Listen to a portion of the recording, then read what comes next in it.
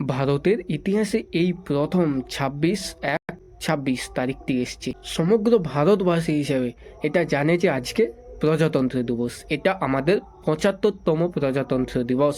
এই দিনেই 1950 সালে সমগ্র ভারতবাসী বলেছিল, আমরা আর কারো নিয়মে নয়, নিজেদের নিয়মে চলব। এই দিনটিতেই ভারতে প্রথম নিজেদের সংবিধান কার্যকর হয়। সংবিধানের প্রধান রূপকার ছিলেন ডক্টর B.R. আম্বেদকর। এই দিন থেকেই ভারত হয়ে ওঠে এক প্রজাতন্ত্র, মানে দেশের আসল মালিক হলেন আমরা, অর্থাৎ সাধারণ মানুষ।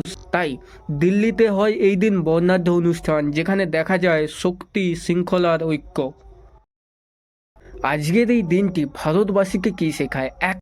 অধিকার মানে কর্তব্য। 2. আইন সবার উপরে। 3. সচেতন নাগরিকই শক্তিশালী দেশ গড়ে তুলতে পারে। পরিশেষে আমাকে কমেন্টে লিখে জানাও, তোমার মতে একজন ভালো নাগরিক হওয়ার জন্য সবচেয়ে জরুরি গুণ কোনটা? সচেতনতা, দায়িত্ব নাকি শৃঙ্খলা?